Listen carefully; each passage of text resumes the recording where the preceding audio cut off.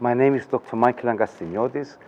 I am a medical advisor to the Thalassemia International Federation.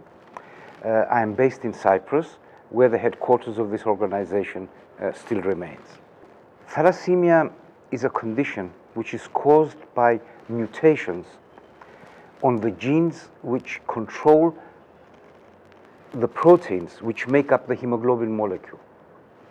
Now, these mutations can either reduce the amount of protein that's there so that the hemoglobin molecule is incomplete, or there can be, and these are the thalassemias, this is what thalassemia is, or there can be mutations which don't influence the quality, but change the, don't influence the quantity, but change the quality.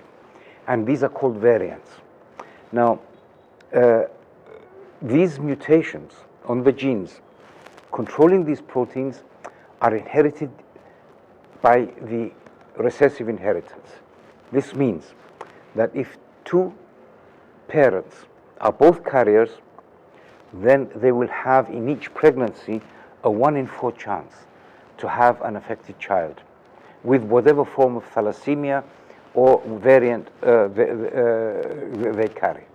Thalassemia is now becoming a universal condition. Over the years, in the past, it was confined to certain areas. Imagine a belt around the middle of the world, starting from Southern Europe, for example, North Africa, around the Mediterranean, and then going right round the globe, passing through Iran, India, and southern China.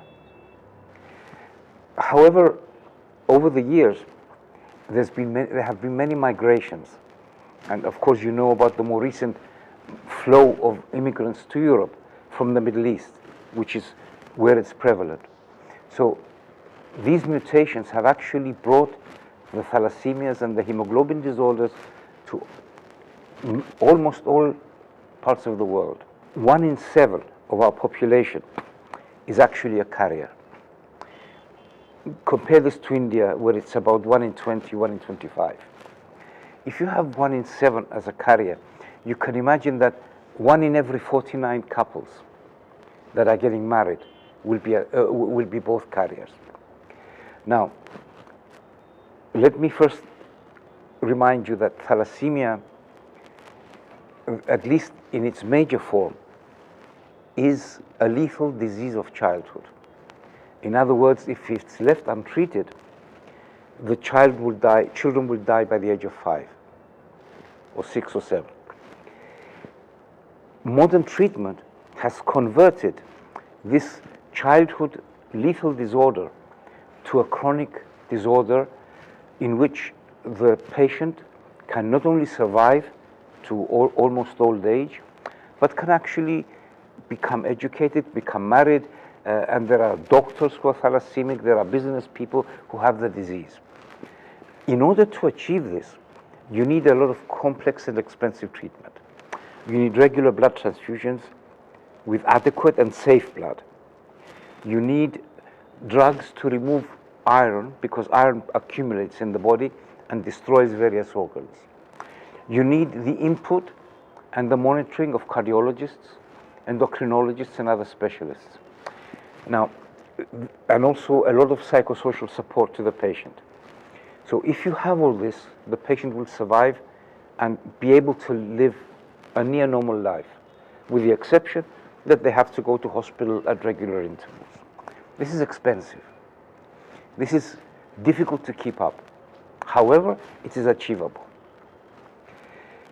So, having this in mind many years ago in Cyprus, we realized that if we're going to invest in patient survival, we would very soon run into difficulty because of the new births every year. So if I have to get blood for, let's say, 500 patients, and next year these 500 become 550, 560, and then the next year even more, I will soon not be able to find blood donors. the same goes with buying the medicines. If these children are increasing every year, then I will not be able to afford to treat them. Therefore, we realize that in order to have survival, we need to limit the new births. How did we go about it? Well, we consulted with WHO, we consulted with experts, and what we decided to do was to first make the population aware. Awareness amongst the population would help to make them aware that prevention is necessary. Secondly, we then screened the population to find who are the carriers. And this is best done, the way we chose to do it, is to find the carriers before as they decide to get married, before marriage. This will give the couple the chance to take decisions.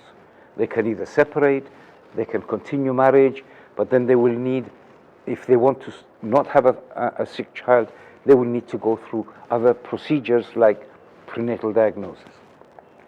So we developed a policy which involves health education, public awareness, population screening, genetic counseling to the couples that are found to be at risk because they are both carriers.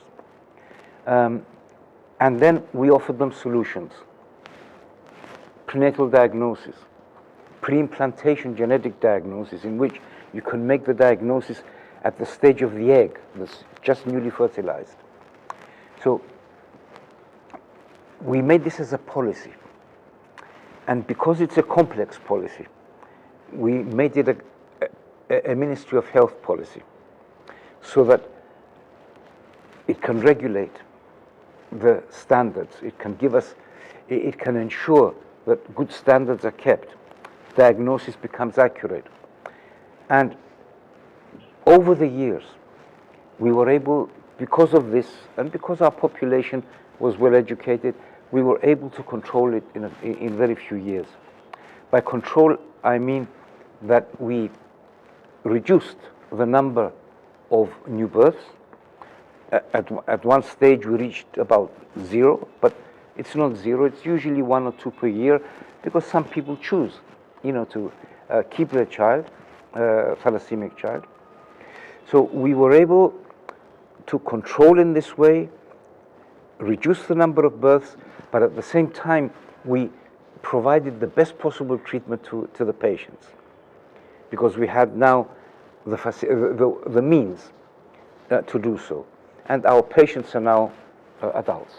They are not children anymore. We have hardly any children in this. They have managed to grow.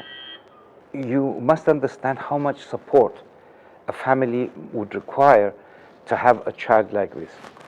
If the government is not providing, and the family has to have out-of-pocket expenses, these expenses would, because it's a lifelong disorder, it starts from birth and goes to old age. If they have to pay, if they have out-of-pocket expenses, they will soon suffer economically as a family. So one prerequisite is free medical treatment, or else you would never be able to keep it up. Even rich families have difficulty to keep up. And also, there are other issues: social isolation, prejudice, the fact that the child needs frequent visits to hospital. This will interfere with education. It will interfere with work, employment. So we, in our program, have considered all these social issues and have tried to deal with them through government finance, through government programming, through psychosocial support. And this is how we achieved survival along with quality of life. I think India, of course, is different from Cyprus in that Cyprus is small, India is huge, and India, of course, has not yet been able to provide to all patients the kind of optimum treatment that I have described. So most Indian patients are not receiving everything in a free manner and not receiving the kind of support.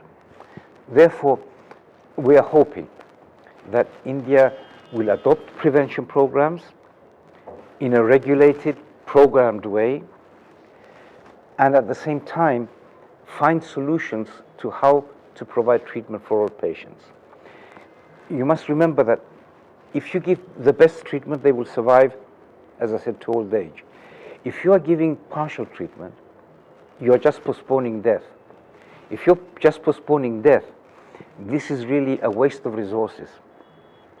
Because that child, if he dies at the age of 15, 20, you have spent a lot of money, which if you had continued, that child would have become a professional, would have been able to work, would have been able to pay back to society what it has received through taxes and through being productive.